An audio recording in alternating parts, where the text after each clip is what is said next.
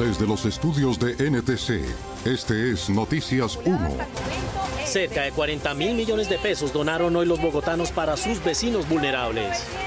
Líderes de la oposición advierten que el gobierno colombiano está tomando decisiones de flexibilizar el distanciamiento social sin cifras certeras. Informe especial para Noticias 1 desde Taiwán, el de mejor desempeño en la pandemia, donde las decisiones las toman los científicos y no los políticos. Entre Bogotá y Cota, una fábrica de carrocerías ignora la cuarentena y convoca a más de 500 obreros.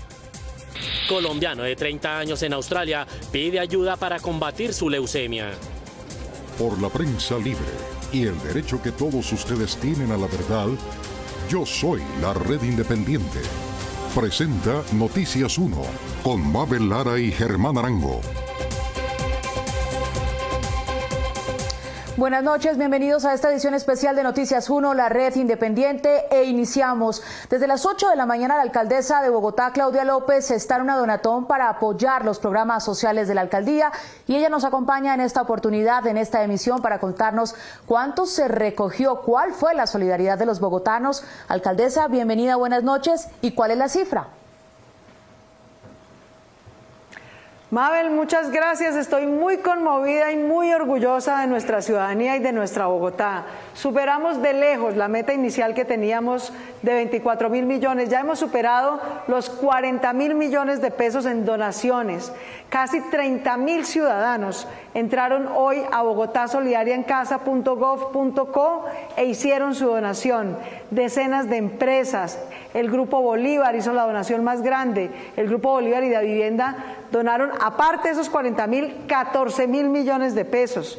9.000 para el sector salud, 100.000 mercados y 1.400 para familias de construcción. La segunda donación más grande, aparte de los 39.000 millones de pesos, los hace Ecopetrol, 10.000 millones de pesos para el sector salud, y la tercera donación más grande la hizo hoy el Consejo de Bogotá. Los 45 concejales y concejalas de Bogotá decidieron reducir el presupuesto del Consejo en 6.965 millones de pesos y donárselo a las familias más vulnerables a través de Bogotá Solidaria en Casa. Bueno, eso es una cifra récord, como usted nos está contando, pero en conclusión, ¿quiénes donaron más, los empresarios o los bogotanos? Todos donaron más, porque obviamente entre los 30.000 ciudadanos donaron casi un tercio del total de las donaciones que recibimos hoy, de los 40.000 millones de pesos. Y lo que es muy conmovedor, Mabel, es que lo hizo gente de todos los estratos. Familias de estrato 1, 2, hasta familias de estrato 3, 4, 5, 6, porque todos sabemos que hay familias que están en condiciones más difíciles que la nuestra, de manera que la solidaridad de los bogotanos fue de todos los niveles, de todos los orígenes, y por supuesto las empresas en monto hacen un aporte más grande porque tienen mayor capacidad, pero los ciudadanos han sido los mayores aportantes. Cerca de 30.000 colombianos en Bogotá, en Colombia, incluso colombianos desde el exterior, se unieron a esta Donatón Bogotá, que se convierte en la donatón más grande, más alta y más generosa en la historia de Colombia. Alcaldesa, puntualmente, ¿qué se va a hacer con estos recursos? ¿Cómo se va a implementar todo este dinero que acaba de llegar al distrito? Con este dinero esperábamos llegar a 150.000 familias con 24.000 millones de pesos. Dado que llegamos casi a los 40.000, vamos a poder llegar a 200.000 familias que nos necesitan en todas las localidades de Bogotá. También vamos a poder disponer de por lo menos 150.000 mercados adicionales a los giros que les vamos a hacer a 200.000 familias para poder llegar. De manera que mañana lo que empieza es un esfuerzo logístico enorme para poder organizar en las diferentes bodegas de la Cruz Roja los mercados que vamos a entregar con la Cruz Roja, y también a hacer los giros a las familias que tienen celular y cuenta bancaria. A quienes no tienen, llegamos con mercado directamente con la Cruz Roja. Toda la gente que donó hoy, a quienes queremos agradecerle una vez más para honrar su confianza de manera totalmente transparente. En la misma página en la que donaron, bogotasolidariaencasa.gov.co, podrán verificar desde el día de mañana a qué familias en cada localidad les van llegando sus donaciones, sean en giros o sean en mercados. Sin duda son muy buenas noticias para la capital del país. La otra pregunta que le tengo es, ¿qué va a pasar con las medidas de esta semana? Porque usted cada semana los domingos nos sorprende con nuevos decretos. ¿Cuáles son los de esta semana? Por ahora no tenemos decreto, Mabel, pero lo que sí hice fue que así como a través de bogotasolidarioencasa.gov.co la gente puede ver las donaciones y las entregas que hacemos, desde el viernes pusimos al aire la página bogotá.gov.co coronavirus en Bogotá, donde todos los ciudadanos vamos a monitorear todos los días cómo va la curva, cómo va el modelo, cómo va el contagio, cómo va la red hospitalaria, cómo van las UCIs, y vamos a evaluar a lo largo de la semana a ver si es posible que tengamos condiciones de flexibilizar algunos sectores a partir del 27 de abril. Pero como todas las decisiones que hemos tomado en la Alcaldía de Bogotá, esto será con rigor científico, ni por olfato ni por presiones, sino con el rigor que los científicos epidemiólogos nos digan que es posible habilitar algún sector o no.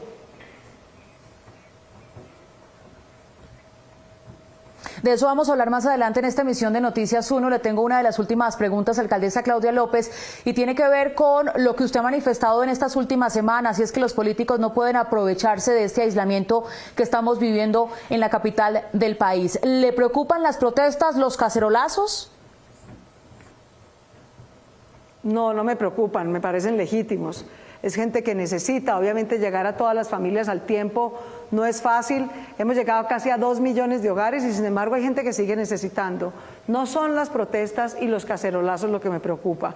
Lo que me preocupa es el clientelismo de los políticos, que quieren incentivar azonadas y bloqueos para saltarse la fila de las familias más necesitadas y que le entreguemos a su clientela y a sus amigos. Por más presión que nos hagan con bloqueos, no vamos a saltarnos la fila. Los ciudadanos humildes que no tienen politiqueros, que andan haciendo bloqueos, tienen derecho a que lleguemos a ellos.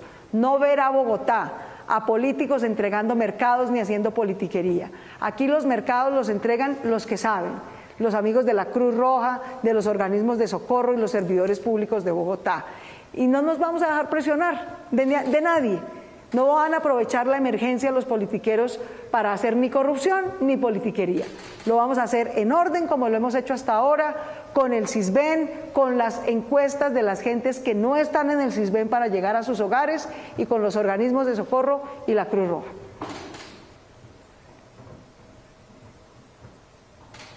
Alcaldesa, gracias por estar con nosotros en Noticias 1 y felicitamos a los bogotanos por esta cifra recogida para apoyar los programas sociales de la alcaldía. Gracias, doctora Claudia López. Gracias, Mabel, gracias a Bogotá, qué orgullo, gracias a todos, porque con estas donaciones llegaremos a cerca de 200.000 familias que nos necesitan. Muchas gracias a todos. Buenas noches y muchas gracias, y seguimos en esta emisión de Noticias 1, la red independiente. Vamos a actualizar las cifras exactas del boletín del Instituto Nacional de Salud sobre contagios y sobre personas muertas en medio de esta emergencia sanitaria. Lo hace Ignacio Gómez. Mabel, precisamente por eso es necesario mirar cómo la ciudad se alista para cuando lleguen los picos de esta emergencia, que proyectando las cifras de hoy sería a mediados del próximo mes de junio. El 3% de estos pacientes, que hoy equivale a 100, están en estado crítico recibiendo atención en unidades de cuidado intensivo. 42 de ellos en Bogotá, que es la ciudad mejor dotada para el efecto. En teoría, la cuarentena nos ayuda a evitar que el sistema de salud colapse cuando los números de enfermos superen nuestra capacidad de atenderlos. Bogotá ya tiene un colapso parcial. Este es el tablero de la situación de la Secretaría de Salud de Bogotá, que muestra en rojo a 2 hospitales que ya coparon su capacidad para pacientes críticos. La Clínica La Colina de la localidad de Suba, que tiene lugar para 7 pacientes críticos y hoy atiende a 5. Y el Hospital de Kennedy, que tiene 9 camas UCI, 8 de ellas en uso. La capacidad de Bogotá, sumando todas sus posibilidades, es de 1.078 unidades para pacientes críticos. El mapa muestra el resto de hospitales de la ciudad marcados en verde, es decir, con capacidad disponible aún. Las localidades de mayor contagio son las de Suba, Usaquén y Kennedy. Cali tiene 23 pacientes críticos y 529 plazas para atenderlos, pero aún no hace público su índice de ocupación de salas UCI. Esta es la razón de ser del índice de aumento de la capacidad hospitalaria que tiene el tablero COVID de Noticias 1, que en su primera actualización muestra el esfuerzo para aumentar la capacidad de respuesta de Colombia a la pandemia, que por el momento es solo un parte del aumento de 268 camas UCI, es decir, un 3.8%. No obstante, el gobierno sigue insistiendo en que la curva se está aplanando, cosa que controvierten los científicos y los matemáticos. Por eso la oposición ha manifestado que después de escuchar 35 veces al presidente de la República, es importante ahora empezar a escuchar otras voces científicas. Eduardo López Júquer. Mabel, los congresistas de la oposición están pidiendo audiencia para ilustrar las decisiones y posiciones políticas con más voces de la academia y de las comunidades científicas. El anuncio del gobierno sobre el supuesto aplanamiento de la curva de contagio del COVID-19 sorprendió a investigadores y analistas que consideran prematuro señalar que Colombia controló la expansión de la pandemia. Es muy pronto para decir que en Colombia ya se aplanó la curva por completo, cuando estamos duplicando el número de muertes cada 7 días.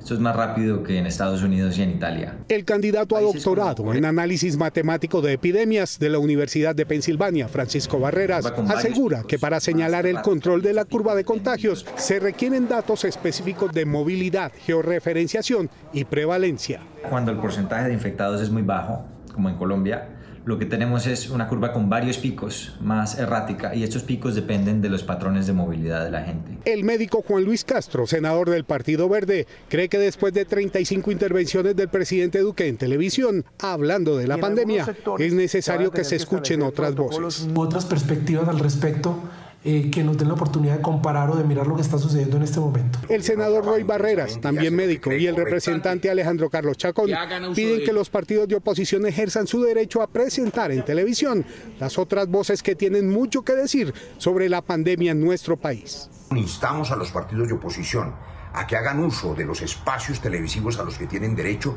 y además los abran para que los colombianos podamos escuchar otras voces de expertos, de médicos y de científicos. La oposición tiene derecho a acceder a los medios de comunicación, como lo dice el estatuto de la oposición. Es importante que hagan uso de ella. De acuerdo con los congresistas, la posibilidad de que los colombianos escuchen las opiniones de investigadores y médicos aumenta la capacidad de discernimiento y facilita la toma de decisiones en contraste al análisis oficial de la pandemia. Taiwán, una nación polinesia, es una de las mejor calificadas en atención de la pandemia por COVID-19. Allí, en esa nación, vive un colombiano, el documentalista Carlos Gómez, que vive desde hace algún tiempo en este país y recogió algunos consejos comparando su nación con la nuestra. Aunque Taiwán es vecino de China y tuvo su primer caso en enero, hasta el día de hoy ha tenido menos de 400 casos y tan solo 6 muertos. Intentaré explicar cómo en este informe especial para Noticias 1, la red independiente. Mientras el virus sigue cobrando víctimas por todo el mundo, en Taipei la vida diaria ha continuado sin mayores cambios. La gente sigue en las calles, en los mercados, usando transporte público y con algunas precauciones, los colegios siguen abiertos y los muchachos estudiando. 就是搭乘公共设施的话，你需要佩戴口罩。那自己的包包里面也会多很多的口罩，那还有清洁的用品，比如说消毒的酒精，还有我会在自己带肥皂，个人用的肥皂。那我也会减少去戴隐形眼镜。Los estudiantes pueden hablar con claridad sobre medidas de protección porque el gobierno estaba enseñando y se ha comunicado intensivamente. Una de las estrategias más importantes para combatir el virus es la transparencia. El ministro de Salud y todo su equipo son doctores. Cada día, el Comando Central de Control Epidemiológico hace una rueda de prensa para informar al público sobre las últimas cifras y responder todo tipo de preguntas. Víctor Wang fue uno de los doctores taiwaneses que viajó a Wuhan al principio de la epidemia para repatriar a sus ciudadanos y tratar de entender el riesgo de lo que se estaba desarrollando. 如果你要去参访，去中国，他都会安排固定的地方，所以我们不一定能够看到我们想要的东西。没有这些资讯，或者是说，假设这些资讯是错误的，会导致我们采取这个错误的措施，或者是让我们的警戒性不够。Reconociendo este reto, Taiwán tomó precauciones tempranas que resultaron ser claves. Además de controles fronterizos, el gobierno inició una campaña de comunicación para darle a la gente herramientas para protegerse y prevenir la contaminación local. Trabajando con la comunidad médica, han producido más de 100 videos en los últimos 3 meses. Los videos, según los doctores, han sido como un bisturí para cortar la transmisión. Cooperando con más de 200 canales y 170 emisoras, los boletines de 1 minuto son transmitidos cada hora. Hoy es el turno del Dr. Sheng, un psiquiatra que aconseja a la gente sobre cómo manejar el estrés durante la epidemia.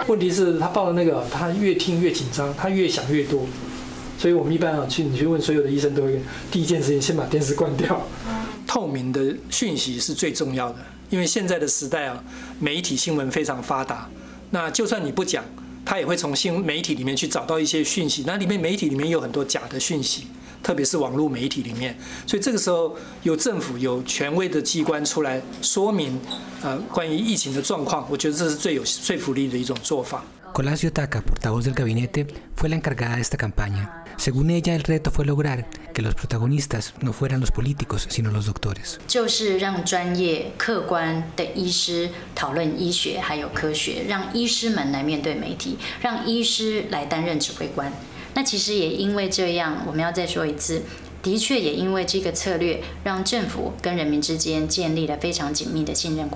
Esta semana hubo 3 días en los que no se reportaron casos nuevos. Estas cifras son un logro que le da a la gente ánimo para seguir adelante en este reto de largo aliento. Desde Taipei, Taiwán, Carlos Gómez para Noticias 1, la red independiente. Aunque la industria nacional decidió parar sus actividades y reinventarse, existen también otras empresas que están trabajando como si nada y poniendo en riesgo a su personal de trabajo, con decenas de obreros que comparten el mismo aire. Guillermo Gómez. Mabel, cuando desde dentro de la planta vieron nuestra cámara, nadie entró ni salió de la empresa. Pero cuando creyeron que nos habíamos ido, salió la multitud en masa. Esta empresa, ubicada en la vía Siberia-Cota, en Cundinamarca, fabrica carrocerías para buses de transporte masivo. A simple vista, parece no tener mayor movimiento, pero cuando se acerca la 1 de la tarde, otro es el panorama. Que están saliendo. El movimiento humano coincide con la llegada de 35 buses que se estacionan a la espera de los trabajadores. En 20 segundos se ven 14 personas saliendo de trabajar.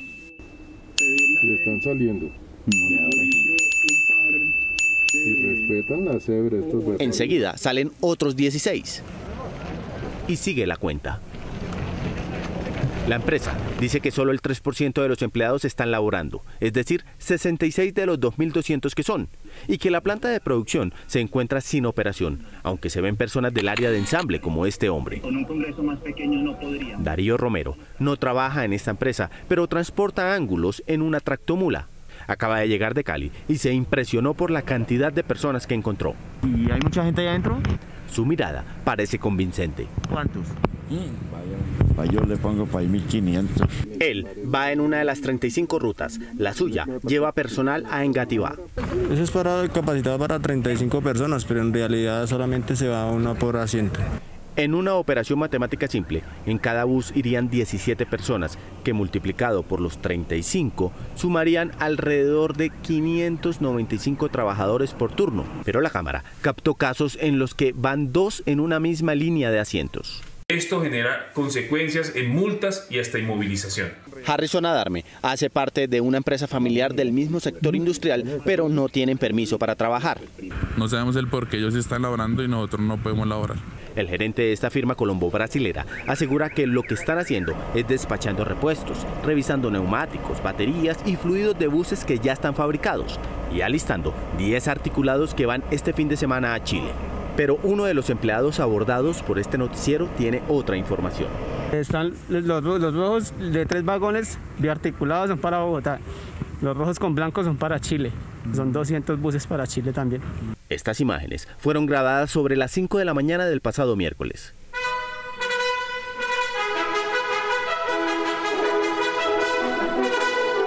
Con la presencia de Noticias 1 en el lugar el pasado viernes y tal vez por nuestra cámara como testigo, se impidió la salida de los trabajadores hacia los buses que los llevan a sus casas.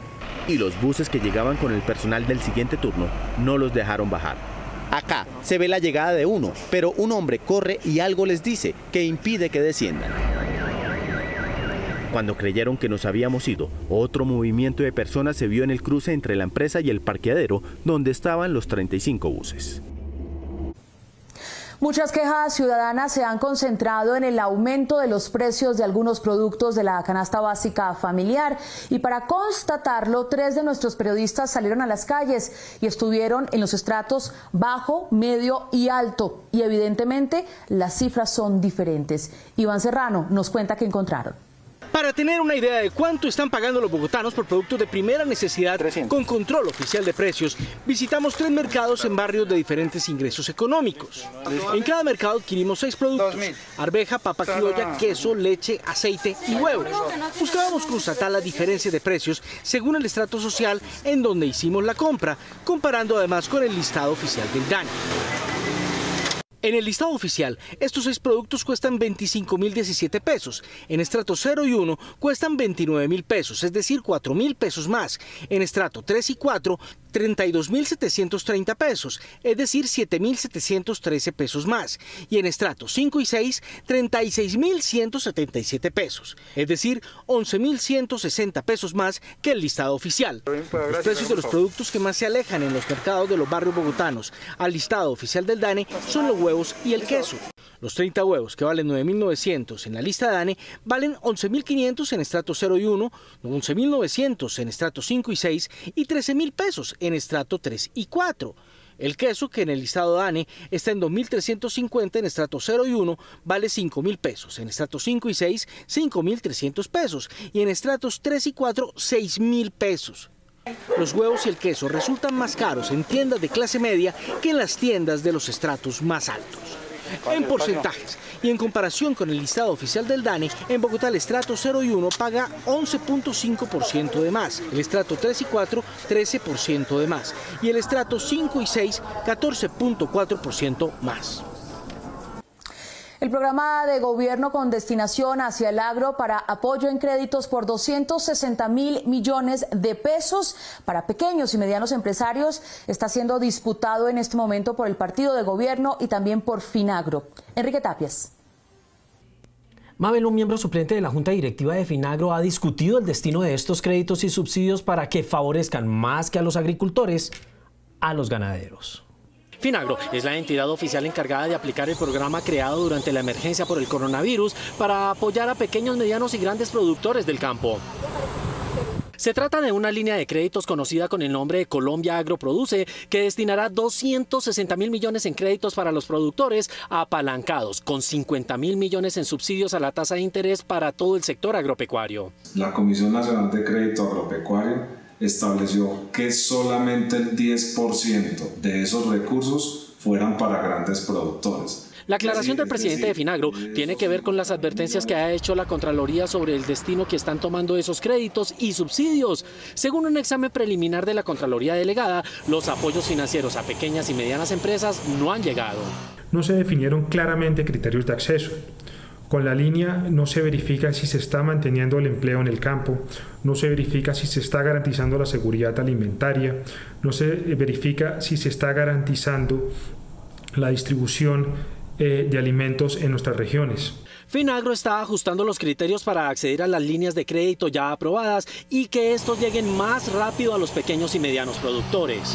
Es que los recursos de grandes productores son limitados.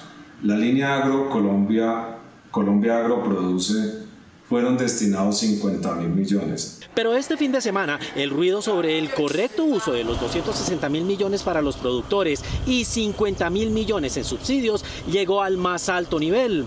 Según supo Noticias 1, un miembro suplente de la Comisión Nacional del Crédito, que es la que fija las políticas de Finagro y que ejerce como junta directiva de esta entidad, ha tenido varios desacuerdos con la presidenta de esa comisión, Marcela Urueña, y con el presidente de Finagro, Dairo Estrada. Se trata de José Félix Laforí, que representa a parte del gremio ganadero colombiano. Este critica la que le parece excesiva inclinación del programa a los agricultores y pretende que los dineros favorecidos por el programa de emergencia le lleguen más a los ganaderos amigos suyos, básicamente los de la costa atlántica. Que nos ha tocado a nosotros contracorriente. Aunque al interior de Finagro y del Ministerio del Ramo no se admiten las diferencias entre los funcionarios de la administración Duque y el dirigente gremial cercano a una facción del partido de gobierno, se sabe que la FORI está criticando por fuera la tarea gubernamental en este campo. Sin embargo, la razón para que algunos ganaderos de Córdoba, Cesar y Magdalena, entre otros, no reciban los créditos obedece a que su nivel de riesgo reputacional no les permite acceder a ellos. Luego de que el INPEC destinara el traslado de algunos presos contagiados por COVID-19 desde la cárcel de Villavicencio, estos casos empiezan a amenazar a otros presos de otros sitios de reclusión, por ejemplo, en La Picota. Carlos Cárdenas. Mabel, el gobernador del Meta sostiene que se confirmaron otros 6 casos de COVID-19 en su ciudad. Lo grave es que uno de estos no hace parte de los enfermos que se intentaba contener en la cárcel. Internos y guardianes de la cárcel La Picota de Bogotá están preocupados porque no saben cuántos más de ellos tendrían coronavirus después de que se supiera que llegaron contagiados de COVID-19 2 internos del reclusorio de Villavicencio, donde ya hubo 3 muertos. El INPEC ordenó el aislamiento preventivo total en La Picota. En la cárcel de Herón Picota hay 2 internos provenientes de Villavicencio que dieron positivo para COVID-19. Un guardián de La Picota contó que varios de los funcionarios que trabajan en la cárcel bogotana pudieron tener contacto con los contagiados de Villavicencio. Hay unas compañeras que estuvieron en la máquina de rayos X el 1 de abril, ellas fueron quienes recibieron a estos privados de la libertad. Hoy, el gobernador del Meta, Juan Guillermo Zuluaga, confirmó 6 nuevos casos de contagio en su departamento. Han llegado 6 nuevas pruebas positivas a Villavicencio, 5 de ellas procedentes de la cárcel de Villavicencio. La directora de la Fundación Internacional Cárceles al Desnudo, que acompaña a la población vulnerable en las prisiones, dice que internos de otros reclusorios temen contagiarse en los próximos días. La Dirección General del INPEC autorizó el traslado de 12 privados de la libertad desde la cárcel de Villavicencio a otros establecimientos carcelarios del país, establecimientos de máxima seguridad: Coiba Picaleña, Guaduas Cundinamarcas, Herón Picota y Yopal Casanare. Reclusos del patio 9 de la penitenciaría de Valledupar también les pidieron a las autoridades tomar medidas inmediatas para su protección. En esta penitenciaría hay el primer contagiado con el COVID-19.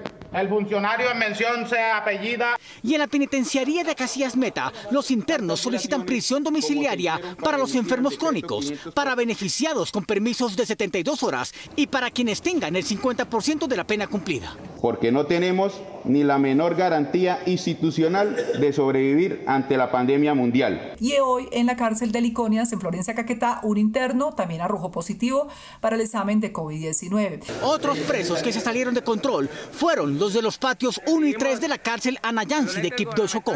Se enfrentaron con armas blancas, delincuentes comunes y miembros de una banda criminal. Un interno murió y otros 13 resultaron heridos. Los guardianes del INPEC llevaron a los lesionados al hospital Ismael Roldán. El INPEC está adoptando medidas para mantener el control en las cárceles del país, donde parece haber un movimiento de subordinación por la falta de garantías durante la pandemia. En Bogotá, funcionarios de la Secretaría de Salud Distrital estuvieron en la formación de la guardia esta mañana investigando quiénes tuvieron contacto con los internos a quienes les confirmaron COVID-19. Si no hay personas de la misma edad, habrá medios para todos en este confinamiento, lo que indican los indicadores. Según una encuesta del portal Visual Capitalist, desde que se inició el confinamiento mundial, ha aumentado el consumo de medios según la edad de los confinados. En la generación Z, en videos online 51%, los millennials a televisión y videos online 44%, la generación X y los baby boomers solo en televisión. Esto indica que padres e hijos ya no discuten por el control del televisor. Esto es lo que indican los indicadores. Cuando un chef colombiano, estudiante en Australia, hacía mercado para pasar la cuarentena, un médico lo llamó para darle una noticia peor. Necesitaba urgentemente un trasplante. Juliana Ramírez tiene esta historia. Mabel, él sigue hospitalizado en Brisbane mientras logra conseguir todo el dinero para salvar su vida. El chef colombiano Norberto Romero vive hace 4 años en Brisbane, Australia, bella ciudad cultural y artística de este país oceánico. Desde cuando emigró ha logrado estudiar y sostenerse con cierta tranquilidad en diferentes trabajos, pero cuando estaba haciendo planes para conseguir su residencia permanente y cuando el mundo se preparaba para entrar en cuarentena por el coronavirus, recibió una llamada que le cambió de repente todos sus planes. Desde ese día me encuentro internado en este hospital, en el Royal Brisbane Women Hospital. Empecé todo el proceso y ya tomé mi primer ciclo de quimioterapia. Norberto había ido a someterse a exámenes cuando se dio cuenta de que algo estaba fallando en su cuerpo, pues empezó a sentir taquicardias y tenía inflamados los ganglios de las axilas. Sin embargo, no creyó que fuera grave porque aparte de estos síntomas gozaba de buen estado físico. Pero no era así. Mientras hacía el mercado suficiente para cumplir con el confinamiento, un funcionario del centro médico le avisó de sus resultados. Lamentablemente, era compatible con leucemia mieloide aguda, es decir, un cáncer de sangre y médula ósea. El tratamiento, le informaron, es urgente porque el avance de este tipo de enfermedad es muy rápido. El doctor me diagnostica que realmente necesito un trasplante de médula ósea al terminar el tercer ciclo de quimioterapia, y ese trasplante tiene un costo de $150,000 aquí en Australia. Norberto tiene 31 años y además de su trabajo como chef estudiaba en organización de eventos, pero ahora solo puede pensar en conservar su vida. Sin embargo, su seguro médico estudiantil no cubre cirugías mayores como el de trasplante ni el costo de los medicamentos que retrasan la evolución de su leucemia. Su familia, que vive en Bogotá, no puede traerlo al país y tampoco tiene el dinero suficiente para pagar su operación. Y ahorita vengo a pedirles de corazón una ayuda desde su fondo de corazón, que me puedan colaborar para poder lograr eso. Sé que si sea lo mínimo, lo máximo que puedan donarme, sé que de a poquito podré lograr la meta que necesito. Aunque todos tenemos planes pospuestos este año por la pandemia, el tiempo vital de Ángelo no da espera. En la plataforma GoFundMe o en la cuenta de ahorros de vivienda 0095-0069-5862 se pueden hacer donaciones a nombre de Norberto Romero, con el fin de reunir el valor de su cirugía, $150,000. Los seguros han sido la salvación para pacientes en el exterior con COVID-19, pero también para personas que sin estar contagiados deben mostrar un certificado para poder viajar. Las pólizas de seguros resultan una alternativa para acceder a servicios y productos de salud, como en el caso de los seguros de viajes, que cuentan con coberturas incluso para el coronavirus. Siempre será conveniente mantener vigentes los seguros de salud, que nos ofrecen cobertura médica en caso de que lo necesitemos. También, por supuesto, mantener vigentes los seguros de vida, que protegen a nuestra familia en caso de que faltemos. Las compañías del sector ofrecen acompañamiento médico, asesoría para la realización de la prueba del COVID-19 y otros servicios que pueden estar incluidos de acuerdo a la póliza adquirida. Muchas personas cuentan con coberturas de accidentes personales. La mayoría de esos seguros cuentan con una renta hospitalaria, que nos ofrece un ingreso durante el tiempo que estemos en atención médica. Las aseguradoras de riesgos laborales también destinaron más de 41.000 millones de pesos para protección médica de quienes laboran en el sector. Los empresarios y microempresarios cuentan con el seguro obligatorio de riesgos laborales. Esa cobertura de carácter obligatorio protege a nuestros trabajadores durante el desarrollo de sus funciones. El gremio asegurador agregó que es aconsejable que las empresas y los hogares mantengan sus seguros para proteger sus patrimonios contra eventos naturales, entre otros eventos. Y les hablamos ahora de la prueba Saber 11 para el calendario A, que debía realizarse en estos días, y se están ingeniando también algunos de los especialistas para que se haga de manera virtual. Pero advierte el rector de la Universidad Nacional que esta debe ser incluyente y equitativa. El ICFES, la entidad oficial que realiza los exámenes de estado para evaluar los niveles educativos del país, informó esta semana a los centros de estudio, alumnos y profesores que las pruebas Saber 11 que tienen que superar los estudiantes de último año de bachillerato para poder acceder a las universidades y que estaba programada para practicarse mañana lunes 11 de abril en todo el país, se suspende de manera indefinida debido a la emergencia sanitaria provocada por el coronavirus. Se aplaza el proceso de inscripción para las pruebas Saber 11 2011 calendario A, que estaba previsto para iniciar el lunes 20 de abril. El ICFES busca evitar la expansión del contagio de la COVID-19 entre los estudiantes que concurran a los salones en donde se ejecutan los exámenes. La nueva fecha para realizar las pruebas Saber se conocerá una vez se supere la etapa de cuarentena en que se encuentra el país.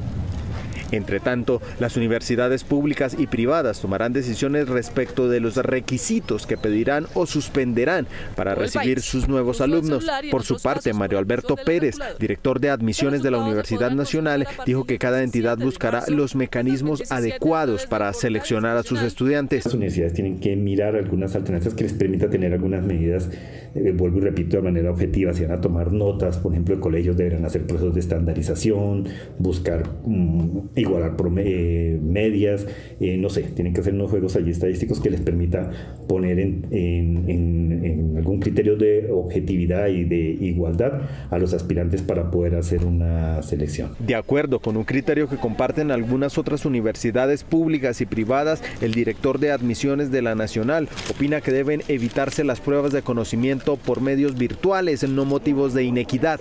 Estamos en un país muy desigual en muchas condiciones, y una de ellas es, por ejemplo, el acceso a la tecnología y también el entorno familiar o social en que se encuentra cada uno de los aspirantes. Es diferente una persona aplicando una prueba en su casa donde su papá y sus hermanos son profesionales o tienen un nivel de formación académico que pueden interferir en el desarrollo de la prueba donde no está siendo controlada, a otra persona donde sus padres no han tenido esa misma posibilidad. El ICFES dispuso una línea de atención gratuita a nivel nacional y en Bogotá para mayor información, y también habrá contacto mediante el correo solicitudesinformacion@icfes.gov.co. La gente de San Pedro de Urabá se sorprendió cuando vio a su población en medio de los contagios nacionales de COVID-19 y se enteraron que ese contagio llegó a través de un camión del IMPEC con un hombre procedente de los Estados Unidos deportado y contagiado.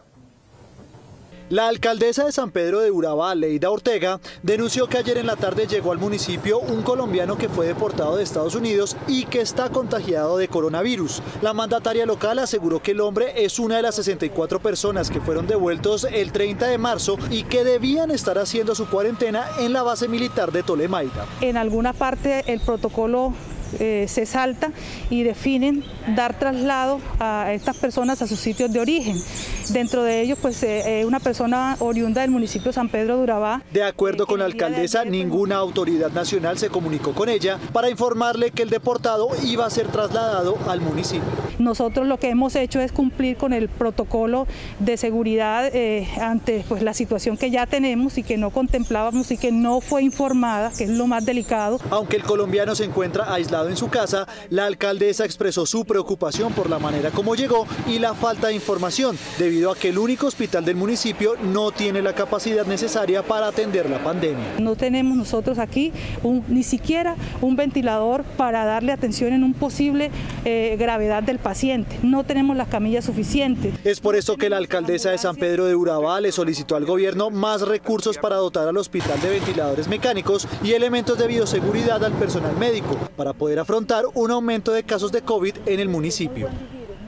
La era digital podría acabar con la intermediación de supermercados entre el campo y el consumidor, porque ahora directamente muchos de los consumidores estamos comprando a los campesinos. La tecnología en sus manos. Con ayuda de la tecnología, familias campesinas de Antioquia, Cundinamarca y Boyacá ahora pueden comercializar los productos de sus fincas y venderlos a un precio justo y sin intermediarios. Se trata de Frubi, una aplicación que permite a los pequeños productores agrícolas ofrecer productos directamente al consumidor. Frubi es un emprendimiento social que busca reducir la pobreza en el campo a gran escala. ¿Cómo lo hacemos? Con un acompañamiento a los campesinos para que logren llevar sus productos hasta la casa de los consumidores, eliminando intermediarios. Frutas, verduras, legumbres y hortalizas de alrededor de 200 pequeños productores campesinos que ya hacen parte de esta red pueden estar en su mesa con tan solo un clic. La necesidad de beneficiar más al campesino, de querer ampliar los canales de comercialización de sus productos, de motivarlos a que retornen a sus tierras, pagándoles un precio más justo por su trabajo. Los pedidos se pueden hacer desde la aplicación a partir de 30.000 pesos y se entregan a domicilio en un plazo de 24 a 48 horas los 7 días de la semana en las ciudades donde se encuentran las centrales de abastecimiento. Más de 150 productos al alcance de sus manos desde una aplicación gratuita con más de 150 productos frescos del campo colombiano. Nuestro video final es la historia de un hombre que fue recibido con himno nacional y aplausos en Medellín, luego de superar el coronavirus COVID-19 y tras una semana de estar conectado a un respirador artificial.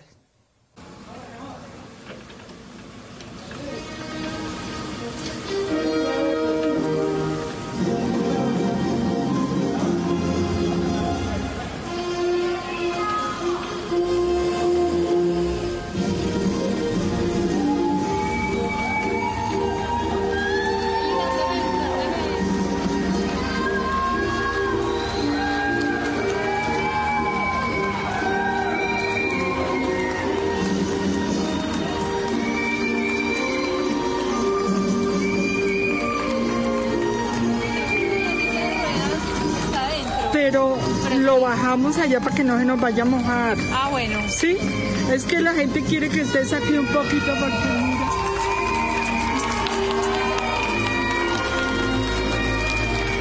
Todos aplauden, mi amor. Todos están en el balcón. ¿Ah?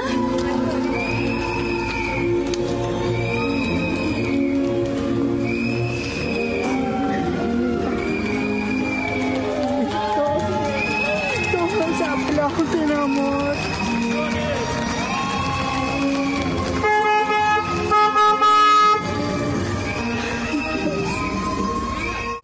Nos vamos, pero nos vemos dentro de 8 días aquí en Cable Noticias con las mejores noticias del fin de semana. A ustedes, como siempre, gracias por elegir la independencia y hasta dentro de 8 días. Buen inicio de semana para todos y quédate en casa.